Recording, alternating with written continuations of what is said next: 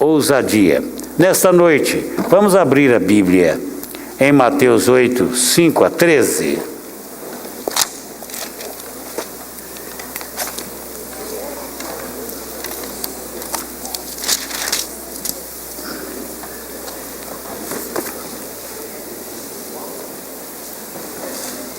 Todos acharam? Digam amém. Amém.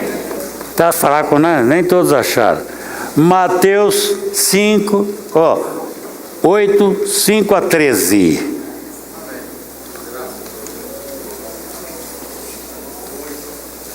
Tendo Jesus entrado em Cafarnaum, apresentou-se-lhe um centurião implorando: Senhor, o meu criado jaz em casa de cama, paralítico, sofrendo horrivelmente.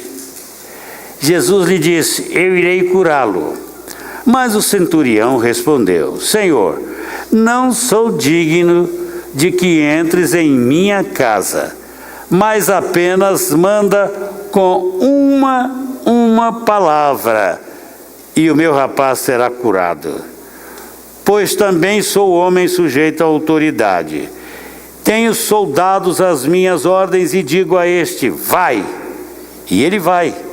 E ao outro: vem, e ele vem.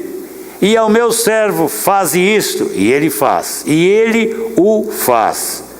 Ouvindo isto, admirou-se Jesus e disse aos que o seguiam: em verdade vos afirmo que nem mesmo em Israel achei fé como esta. Digo-vos que muitos virão do Oriente, do Ocidente, e tomarão lugares à mesa com Abraão, Isaque e Jacó no reino dos céus. Ao passo que os filhos do reino serão lançados para fora nas trevas. Ali haverá choro e ranger de dentes. Então disse Jesus ao centurião: vai-te, e seja feito conforme a tua vontade. Conforme a tua fé. E naquela mesma hora o servo foi, o quê? Curado. Amém? Senhor, abre-nos os olhos para que vejamos além da mera letra a ti, Senhor, o teu poder, a tua misericórdia, o teu amor. Que as Escrituras nos falem hoje com poder, através da ação poderosa do Espírito Santo na nossa vida, em nome de Jesus. Amém. Nesta noite nós vamos pensar sobre a singularidade de um homem com autoridade e fé. Na palavra de Deus, irmãos, nós encontramos personagens com características tremendas e excepcionais. Às vezes, as Escrituras omitem os nomes dessas personagens, ou destes personagens, omitem também suas famílias, mas os seus encontros com Deus ou com o seu Filho Jesus foram tão extraordinários e singulares que mereceram ser registrados e mostrados através dos tempos. Entre esses casos, o da mulher que ungiu os pés do Senhor Jesus, por exemplo, Maria. Dizem que é Maria, a irmã de Lázaro. Há também o caso da mulher Cirofenícia, uma mulher estrangeira. Quando ela se aproximou de Jesus pedindo o seu auxílio, dizendo que a sua filha estava terrivelmente endemoniada e que ele fosse ajudar, Jesus disse para ela uma palavra assim, aparentemente agressiva: olha, eu não vou tirar do pão dos filhos para dar para os cachorrinhos. Ela disse: Senhor, mas até os cachorrinhos comem debaixo das mesas dos seus donos. E Jesus falou uma palavra e a filha dela ficou curada naquela hora. Nós temos também o encontro marcante da mulher que tinha fluxo no sangue, gastou todo o seu dinheiro, precisava ser curada, sofrendo há longos anos, e hemorragia era um negócio muito sério em Israel, porque homem ou mulher que tivessem hemorragia eram declarados imundos. Ela nem podia estar na multidão. Não tinha vida social. Longos anos sofrendo, empobrecida por gastar todo o seu dinheiro com os médicos. Foi e Jesus a curou. O Zaqueu, cheio de problemas pessoais. Zaqueu era complexado. Era um baixinho muito complexado, Zaqueu, com problemas homéricos, um homem sem relacionamentos, numa cidade que o odiava. Ele não tinha quaisquer relacionamentos com os de fora, só com os de casa. E não sei se ele pagava para a esposa dele dormir com ele, né? Mas era uma vida muito solitária. A solidão campeava na vida do Zaqueu, mas ele foi a Jesus. Meio sem jeito, subiu, e sem tamanho para ver Jesus, que a multidão era grande, subiu num galho de um sicômoro. E quando Jesus entrou debaixo da árvore, disse para ele: Zaqueu, desce depressa, porque hoje eu vou pousar em tua casa. Vocês já pensaram o que significou aquilo para Zaqueu? Naquele dia, a vida do Zaqueu, aquele encontro foi tão marcante, que Zaqueu abriu o coração dele de par em par. Ele disse: Senhor, olha, se eu tenho roubado, eu quero repartir a minha riqueza com os pobres, e se eu tiver roubado de alguém e provar para mim, eu vou pagar 4 vezes mais. Estou livre, o dinheiro já não tem vez na minha vida, porque agora eu te encontrei. Agora eu sou Zaqueu salvo. Eu sou Zaqueu vivendo numa nova dimensão de vida, com uma nova visão. O Evangelho entrou na sua vida, mas ele lhe deu uma nova visão. Você é um homem, uma mulher, um jovem com uma nova visão? Como você tem vivido os seus dias?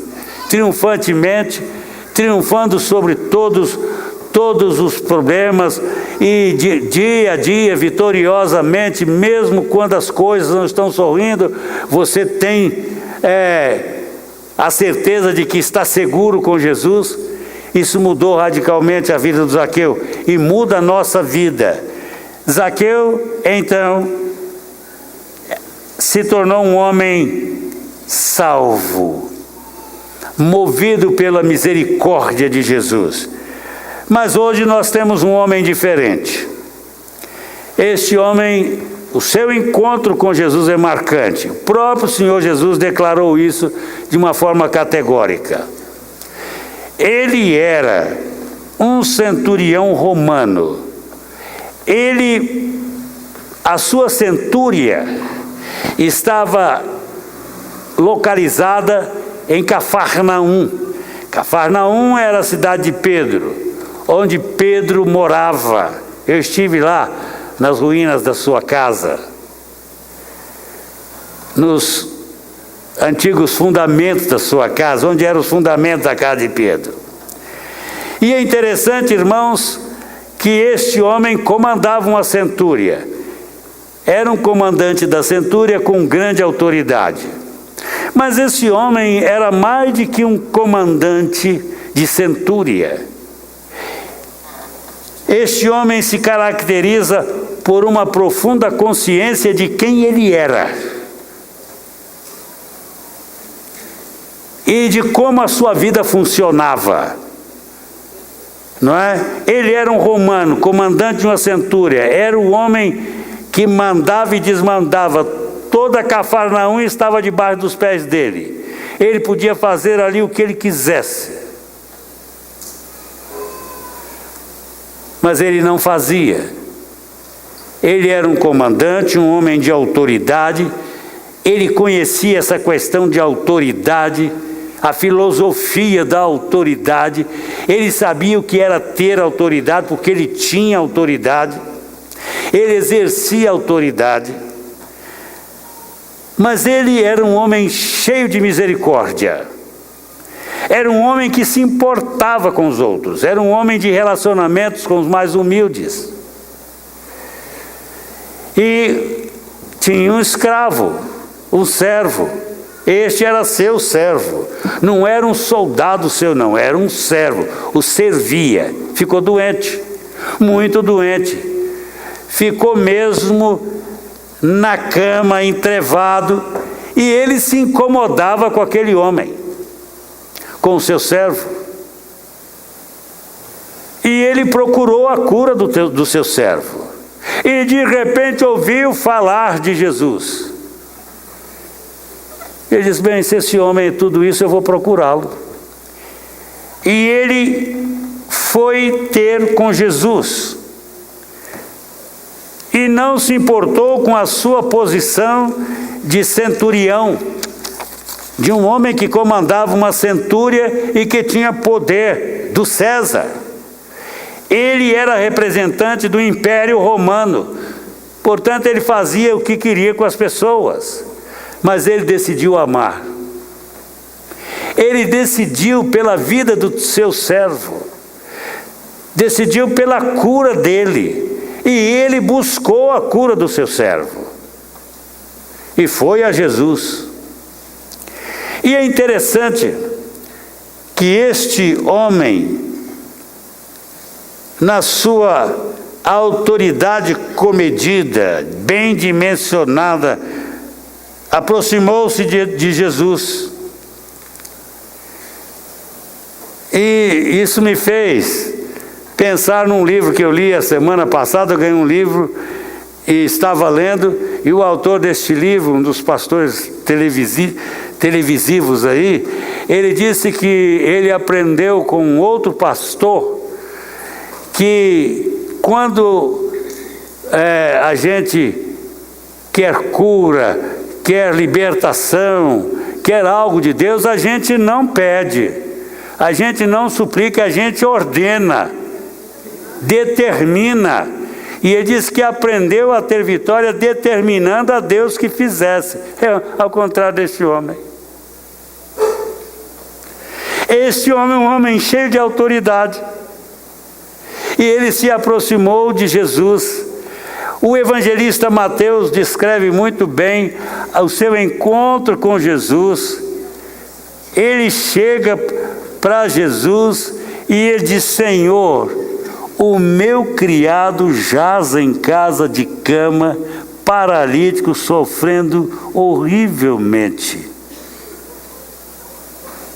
Senhor Jesus. Quem era o Senhor deste homem? Vocês sabem? Quem era o dono da sua vida? Segundo a lei romana, era o imperador. Ele não era só o Senhor, ele era o Deus dele. Mas este homem, ele chega para Jesus e ele usa o tratamento do Senhor num pé de igualdade diferente da de César. Porque ele agora chega humilhado diante de Jesus. Ele foi buscar Jesus, o curador, o Senhor, o Deus verdadeiro. E ele chega e se humilha diante de Jesus. E ele suplica: Senhor, o meu servo está paralítico. E eu descobri que só tu podes curá-lo. Por favor, manda com uma palavra. Diga uma palavra só, Senhor, e o meu servo vai ficar bom, curado. Porque, Senhor, eu sou um homem sujeito à autoridade, e eu digo a esse soldado: vai, e ele vai. E digo ao outro: vem, e ele vem. E diga ao meu servo: vai fazer a coisa, e ele vai. Por isso, Senhor, não vá à minha casa. Eu não tenho dignidade para que tu entres na minha casa. Minha casa não é digna de receber, mas diga uma palavra. Sabem, irmãos, ele veio pedir por um servo. Ele veio pedir o Senhor por um servo. Naquele tempo, o servo ou escravo era um João Ninguém. O senhor de um escravo podia fazer o que quisesse com ele, podia matá-lo, podia mandá-lo embora, podia cortar o seu braço, podia fazer dele o que quisesse. Era dele, era propriedade dele. Mas este homem não, ele é um homem cheio de misericórdia. Como nós temos nos relacionado com as pessoas? Eu tenho pensado muito nisso. Olha, o mundo só vai saber quem é Jesus pela sua vida. Não é isso que nós cantamos, irmão? O mundo há de saber, porque eu canto. O mundo há de saber a quem eu sirvo. Então, o mundo quer saber, mas por que homens o mundo tem sabido? Às vezes, irmão, por narizes rebitados, que não se importam, não sujam as mãos. Vocês sabem, uma das coisas que os crentes não querem mais fazer é se relacionar com os pecadores. Eu estou achando isto em Adir. Nós estamos com medo de nos relacionar com as pessoas e manchar a nossa reputação cristã. Mas a reputação cristã não se mancha por relacionamento, a não ser adúlteros. Bons relacionamentos fortalecem o nosso caráter cristão, gente. E nós temos que ter misericórdia dos outros, um coração cheio de misericórdia. Se nós quisermos alcançar os outros, nós precisamos considerar o seu estado de perdição e miséria. Nós temos que considerar a quentura do inferno, o significado de viver no inferno. O inferno não é um problema por causa da quentura dele, não. É por causa do tipo de lugar que ele é. O inferno é um lugar terrível, não há relacionamentos no inferno. No inferno só há ódio, só há amargura, só há rebelião, só há revolta. Não há relacionamentos.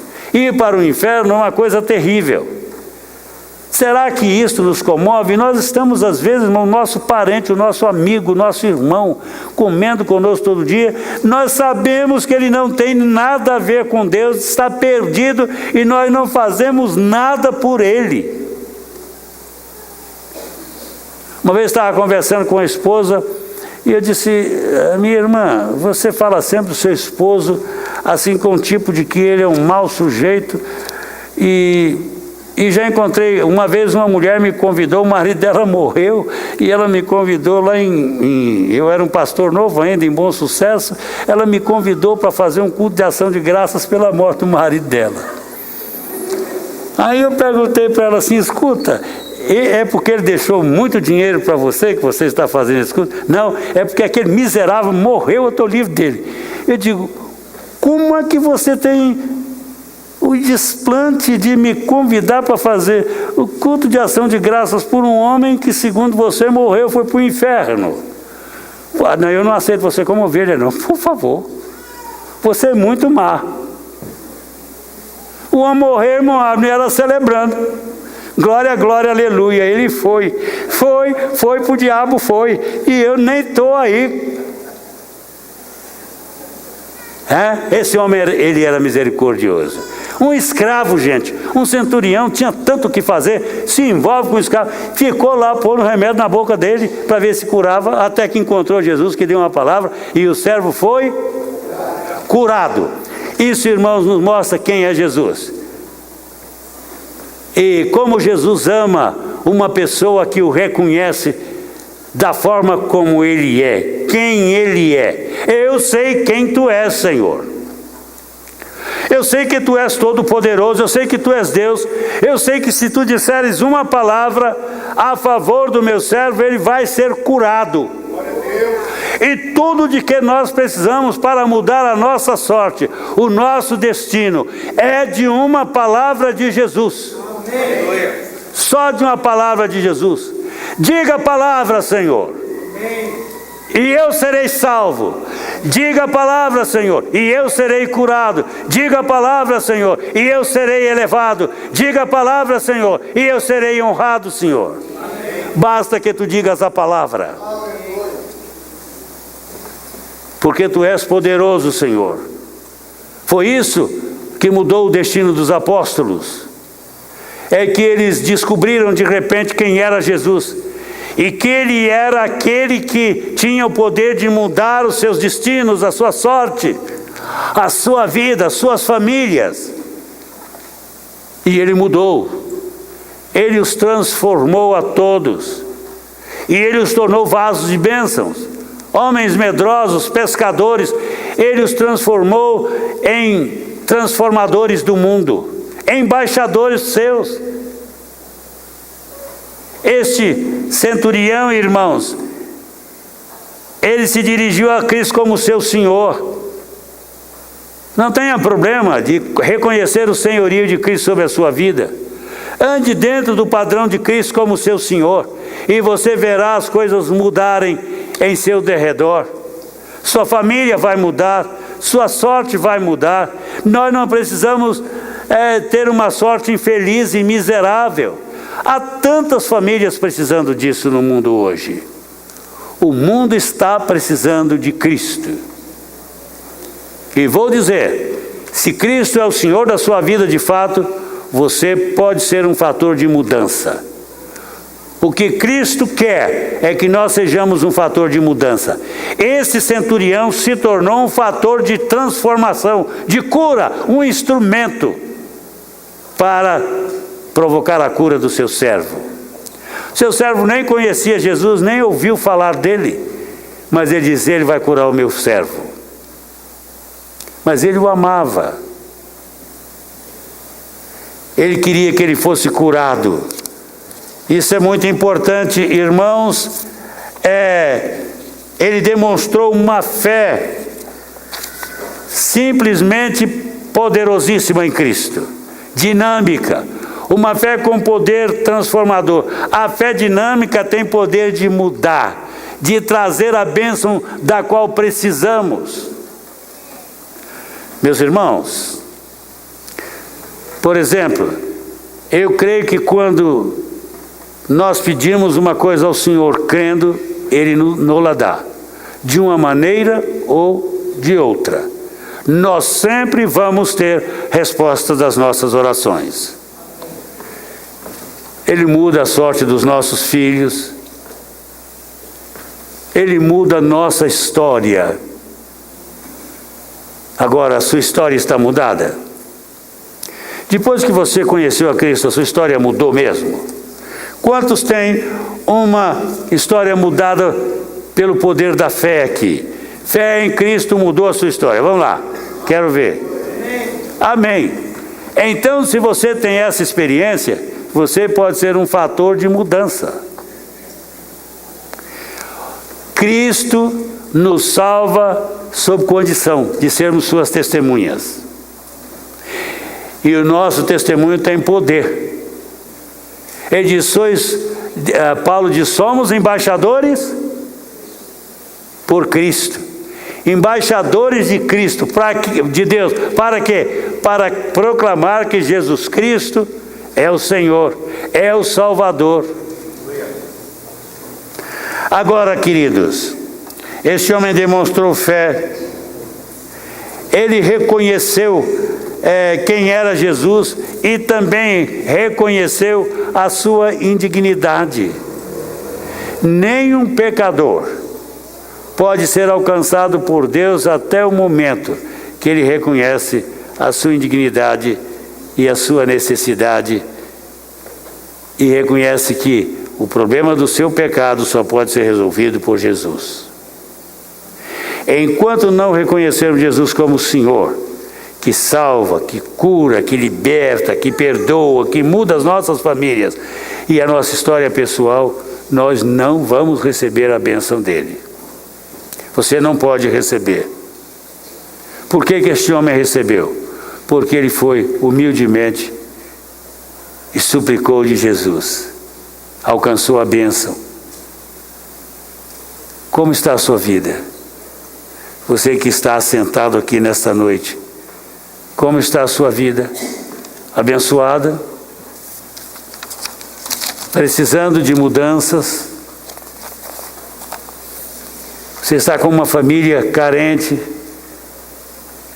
problemática, precisando de solução, o seu emprego está periclitante,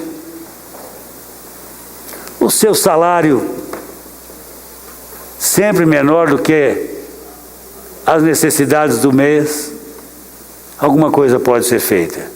E Jesus pode mudar tudo concernente à sua vida. Tudo que você precisa fazer é dar o passo de fé. E este homem tinha fé.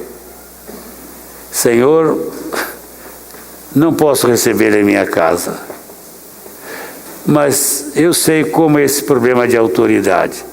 Tu tens tanta autoridade, Senhor. Tu és um Deus tão poderoso. Tu és Deus tão poderoso que se tu disseres uma palavra, daqui o meu servo vai ser curado lá. E Jesus disse, então vai, ele está curado. E chegou lá, o que aconteceu? Servo curado.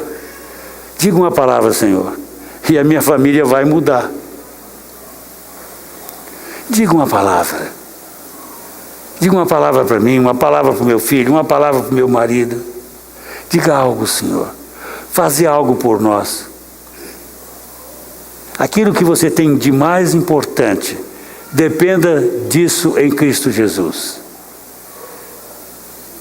Deposita aos pés dele. Se a sua vida não vai bem, está confusa, triste, põe aos pés de Jesus. Põe nas mãos de Jesus. Peça que ele mude a sua vida. Vamos ficar de pé?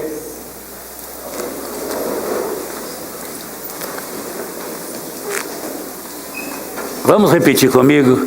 Senhor, diga uma palavra, e o meu servo será curado.